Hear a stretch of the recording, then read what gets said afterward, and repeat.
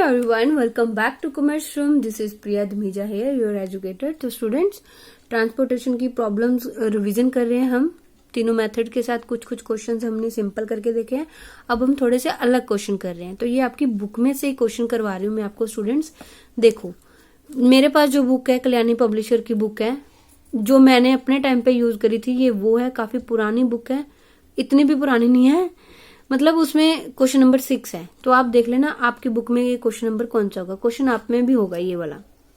तो देखो, इस क्वेश्चन में आपको क्या बताया गया है, पूछा गया है एक प्रोडक्ट मैन्युफैक्चर किया जाता है by the 4 factories, that is ABCD।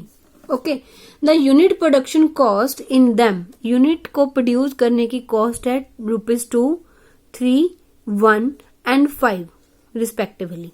There production capacities are, production capacities मतलब उनकी जो सप्लाई है वो है 50, 70, 30 and 50 units respectively. These factories supply the product to the 4 stores, ये 4 स्टोर्स को सप्लाई करती हैं। उनकी जो डिमांड है वो कितनी है, स्टोर्स की डिमांड है, स्टोर है आपके 1 to 4, 1 2 3 4, 4 स्टोर्स को करती है। और उनकी डिमांड है, डिमांड कितनी है, 25, 35, 105 एंड 20। ओके, तो कैपेसिटी देख लो पहले कितनी है। कैपेसिटी है 50, 70, 30 एंड 50, ठीक है। और डिमांड कितनी है, 25, 35, 105 एंड 20। अब ध्यान रखना, सप्लाई और डिमांड अगर हमारी इक्वल होती है तो ही हमारी जो प्रॉब्लम है वो बैलेंस्ड होती है, अदरवाइज वो इनबैलेंस्ड होती है। ओके, तो unit transportation cost in a rupee from each factory to each store is given in the table। ये जो ट्रांसपोर्टेशन कॉस्ट है ना, ये आपको बताई गई है कि हर एक फैक्ट्री में से जो स्टोर को प्रोडक्ट डिलीवर हो रहे हैं उनकी जो ट्रांसपोर्टेशन कॉस्ट है वो ये है। ट्रांसपोर्टेशन कॉस्ट उन्होंने ये बता दी। यूनिट को प्रोड्यूस करने की कॉस्ट क्या होगी वो भी तो हमने कंसिडर करनी है ना बीच में। तो ये जो आपको कॉस्ट दी हुई है ना 2, 3, 1 एंड 5, इसको आप अच्छे से सॉल्व करोगे, ठीक है। देखो कैसे करना है, ये ऐड हो जाएगी बीच में। स्टोर 1 की बात कर रहे हैं हम, पहले यूनिट को प्रोड्यूस किया उसने, सॉरी फैक्ट्री की ABCD की बात कर रहे हैं। ये वाला प्रोडक्ट प्रोड्यूस कर रही है फैक्ट्री A, प्रोडक्ट प्रोड्यूस कर रही है, उसको ट्रांसपोर्टेशन कॉस्ट पड़ रही है 2 और प्रोडक्शन कॉस्ट है उसकी 2। अब जो फैक्ट्री B है उसकी जो ट्रांसपोर्टेशन कॉस्ट है वो ₹10 और उसकी जो प्रोडक्ट कॉस्ट है वो है 3, ठीक है। ये प्लस हो जाएगी बीच में। और जो फैक्ट्री C है उसकी प्रोडक्ट कॉस्ट है 1 और जो ट्रांसपोर्टेशन कॉस्ट है वो है 13, ये भी बीच में 1 ऐड हो जाएगी। और D, उसकी ट्रांसपोर्टेशन कॉस्ट है 5, प्रोडक्ट को प्रोड्यूस करने की है, सॉरी ट्रांसपोर्टेशन 4, प्रोडक्ट को प्रोड्यूस करने की 5। इस तरह से ये ऐड होते जाएंगे, ठीक है। ऐड होके आपका मैट्रिक्स बनेगा 13, 14 एंड 9। ओके, देन 2 + 3, इसी तरह से हमने स्टोर जो हमारा 2 है उसको भी हमने ऐड करके ही भेजना है, 1 एंड देन 5, 2, 3, 1 एंड 5। ओके, फिर आ गया हमारे पास स्टोर 3, उसको भी ऐड करो, 2 + 3 + 1 + 5। फिर स्टोर 4, उसको भी ऐड करके भेजोगे। स्टोर 4 में कितना आता है, 11, ट्रांसपोर्टेशन कॉस्ट 2 + 3 + 1 + 5। तो इसको टोटल करके जो आएगा उसको आप मैट्रिक्स में लोगे। अब देखो उन्होंने पूछा क्या है, उन्होंने पूछा है कि उनकी जो ट्रांसपोर्टेशन कॉस्ट है और टोटल प्रोडक्शन कॉस्ट है वो मिनिमम हो। इस तरह से उन्होंने डिलीवरी करनी है, हर एक स्टोर को फैक्ट्रीज ने डिलीवरी करनी है, ताकि उनकी जो प्रोडक्शन कॉस्ट है, टोटल प्रोडक्शन और ट्रांसपोर्टेशन कॉस्ट है, मिनिमम हो। यूज करो बाय द वैम मेथड। क्वेश्चन को सॉल्व करना है बाय वैम ओनली। ओके, तो चलिए देखते हैं इस क्वेश्चन को कैसे सॉल्व करना है। चलो, ये आपका क्वेश्चन है स्टूडेंट्स, ये हमने मैट्रिक्स फ्रेम कर लिया है, जैसा आपको बताया था वैसा वैसे मैंने यहाँ पे नोट डाउन कर लिया है, ठीक है। तो सबसे पहले आपने चेक करना होता है कि आपकी जो प्रॉब्लम है वो बैलेंस है या इनबैलेंस है। तो अगर आप ये भूल जाओ कि मैंने पहले यहाँ पे डमी लिख दिया तो इसको आप इग्नोर करो, ठीक है। तो सबसे पहले आप बैलेंस्ड और इनबैलेंस्ड को चेक करोगे। वो कैसे करना होता है कि आपकी सप्लाई और डिमांड वो दोनों इक्वल होनी चाहिए। सप्लाई है आपके पास 50, 70, 30 एंड 50, इसका टोटल हुआ 200, ठीक है। अब आपके पास रिक्वायरमेंट कितनी है, 25, 35, 105 एंड 200, इसका टोटल कितना हुआ, 185, ओके। अब हमारे पास डिमांड 185 की है और सप्लाई ज्यादा है, 200 है, ये अनबैलेंस्ड प्रॉब्लम है। सो इसलिए हमें एक डमी क्रिएट करनी पड़ेगी यहाँ पे, जिसकी हम जो ट्रांसपोर्टेशन कॉस्ट रखेंगे वो 0 रखेंगे। एक कॉलम हमने साथ में ऐड कर लिया और जो डिफरेंस होगा वो हम यहाँ पे नोट करेंगे। इन चारों का टोटल है 185, ठीक है। 200 में से 185 माइनस किया तो डिफरेंस कितने का आ गया, 15 का। बाय द वैम मेथड हमने सॉल्व करना है। तो सबसे पहले देखो बैलेंस इनबैलेंस की प्रॉब्लम होगी, अब हमने क्या लगानी होती है, यूनिट पेनल्टी।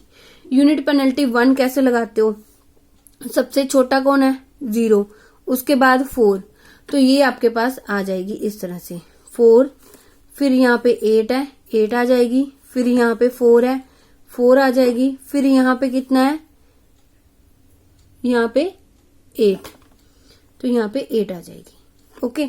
इसी तरह से कॉलम वाइज यूनिट पेनल्टी 1, सबसे छोटा कौन सा आपके पास 4 एंड देन 9, ये आ गया आपके पास 5, 6 और 4 आ गया आपके पास 2, देन 8, फिर 10, 2 आ गया डिफरेंस, फिर 8 है और उसके बाद अगेन 8 है, तो ये दोनों का डिफरेंस क्या आ जाएगा, 0, और यहाँ पे भी 0। स्टेप 1 हमने कर लिया, स्टेप 2 क्या है हमारा, स्टेप 2 है हमारा कि हमने हाईएस्ट वैल्यू देखनी होती है।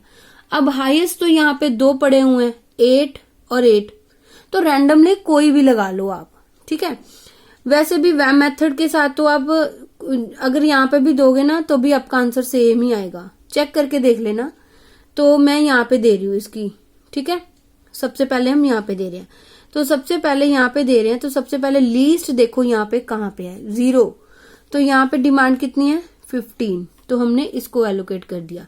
50 सप्लाई थी और 15 हमने एलोकेट कर दिया, लेफ्ट हमारे पास बचा 35, ओके। तो ये जो डिमांड है वो फुलफिल हो गई है, इसको हम क्या कर देंगे, एलिमिनेट कर देंगे, ओके।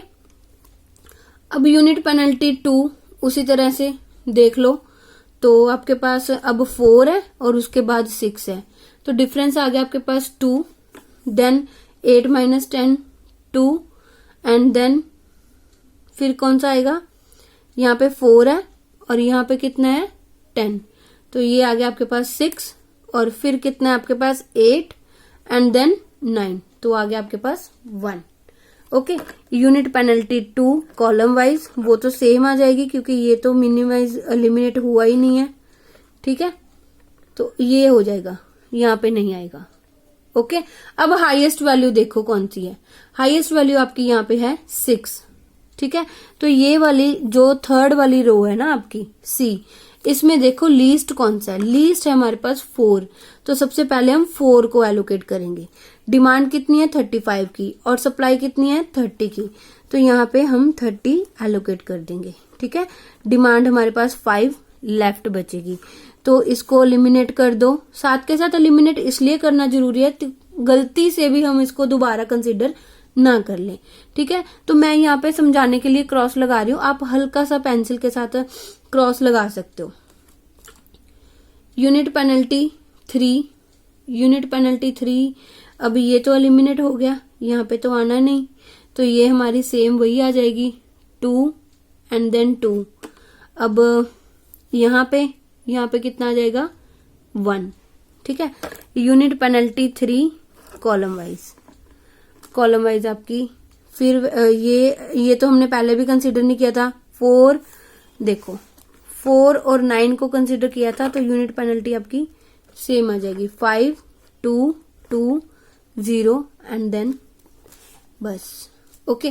अब देखो हाईएस्ट कौन सी है, यहाँ पे 2 2 1 और यहाँ पे कितनी है 5 2 2 0, तो हाईएस्ट आपके पास 5 इस वाले कॉलम में देखो, इस वाले कॉलम में सबसे लीस्ट वैल्यू कौन सी है आपके पास? सबसे लीस्ट हमारे पास 4, तो सबसे पहले हम 4 को एलोकेशन देंगे। 4 को हमने एलोकेट कर दिया 25। तो डिमांड यहाँ पे हमारी फुलफिल होगी, सप्लाई कितनी रह जाएगी यहाँ पे? 25। ठीक है, इसको हमने क्या कर दिया? एलिमिनेट कर दिया। तो अब हमने देनी है यूनिट पेनल्टी 4। अब ये मेरे पास यहाँ पे स्पेस नहीं है तो मैं यहाँ पे नोट कर रही हूँ, अदरवाइज आपको यहाँ पे साथ के साथ ही लिखना होता है। ठीक है, यूनिट पेनल्टी 4 दे रही हूँ मैं।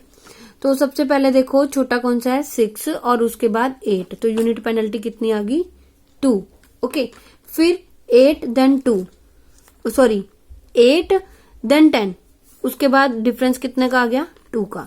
अब ये तो हमारी एलिमिनेट हो ही चुकी है, ये लेफ्ट है हमारी 8 और 13, यही है ना? नहीं, उसके बाद 11 है, 8 के बाद 11 आता है, तो फिर ये हमारा यहाँ पे क्या आ जाएगा? Unit penalty 3। इसी तरह से हमने कॉलम वाइज दे देनी है। ये हमारा एलिमिनेट हो चुका है, तो सबसे छोटा कौन सा है? सबसे छोटा है 6 और देन हमारे पास कौन सा है? 11। ठीक है, 6 के बाद ये दिखाई दे रहा है, 6 के बाद 11, तो यहाँ पे हमारे पास कितना आ जाएगा? 5। ओके, फिर 8 है और देन 10 है, ये आ गया आपके पास 2, फिर 8 है और 8 है, 0 ही आ जाएगा, ये एलिमिनेट हो चुका है।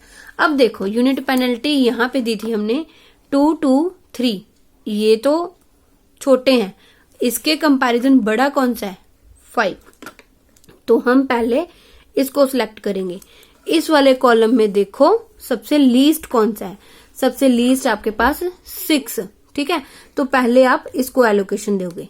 डिमांड कितनी है यहाँ पे? 5। सप्लाई कितनी है? 25 की, तो 5 यहाँ पे हमने एलोकेट कर दी। यहाँ पे लेफ्ट कितनी है? 20, ये एलिमिनेट हो जाएगा। ठीक है, समझ में आ रहा है? चलो, अब हमारे पास ये 2 कॉलम्स बचे हैं। अब हम यूनिट पेनल्टी देंगे 5। यूनिट देखो सबसे छोटा कौन सा है? 8, देन कितना है? 13। ठीक है, तो ये हमारे पास डिफरेंस कितने का आ गया? 5 का। और उसके बाद 8 है देन 10 है, तो डिफरेंस कितने का आ गया? 2 का। फिर 8 है एंड देन 13 है, तो डिफरेंस कितने का आ गया? 5 का। Unit penalty 5। देखो ये एलिमिनेट हो चुका है, ये भी एलिमिनेट हो चुका है। 8 माइनस 13 कितना आया आपके पास? 5। 13 8 माइनस 8 0, यही आ जाएगी। अब हाईएस्ट वैल्यू देख लो कौन सी है? सॉरी, यहाँ पे ना 5 नहीं आना डिफरेंस, ये गलती से लग गया। इस वाले कॉलम में देखो 8 है और उसके बाद 10 है, तो यहाँ पे आएगा 2, तो ये हमारा 2 आता है। ठीक है, अब देखो आपके पास 2 5 आ गए, हाईएस्ट वैल्यू 5 और 5, दोनों में से जो सा मर्जी सिलेक्ट कर लो, जिसको मर्जी दे दो आप पहले। ठीक है, तो हम ये वाला सिलेक्ट कर रहे हैं। ठीक है, तो हमने इसको सिलेक्ट किया। ये वाली रो में देखो लीस्ट कौन सा है? ये वाली रो में लीस्ट है 8, तो हमने 20 जो है वो हमने इसको एलोकेट कर दी। 35 यहाँ पे हमारे पास सप्लाई थी, तो 20 हमने यहाँ पे एलोकेट कर दी, ये होगी हमारी एलिमिनेट। ठीक है, एलिमिनेट हो गई। अब उसके बाद हमारे पास यहाँ पे 20 बची हुई है, 20 इसको दे दी। 105 जो है वो डिमांड है आपकी, ये डिमांड बची है खाली। अब इसको पूरा करना है। 20 यहाँ से पूरी कर ली, 70 यहाँ से पूरी कर ली। ठीक है, बाकी यहाँ पे हमारे पास 35 थी, यहाँ पे 20 हमारा निकल गया, बाकी कितना बचा था? 15, तो 15 हमने यहाँ से पूरी कर ली। तो इस तरह से हमने सारी एलोकेशंस है वो जो दे दी है। ठीक है, तो एलोकेशन देने के बाद हमने इसका आंसर कैलकुलेट करना है। आंसर कैसे कैलकुलेट करना है? टोटल कॉस्ट उन्होंने पूछी थी, तो टोटल कॉस्ट आपको बतानी है। ठीक है, तो किस तरह से देंगे हम? 4 into 25 plus 6 into 5 plus 8 into 20 plus 10 into 70 plus 4 into 30 plus 13 into 15 plus 8 into 20, फिर आपके पास है 0 इंटू 15। इसको सॉल्व कर लो। सॉल्व करके आपके पास आंसर आ रहा है ₹1465।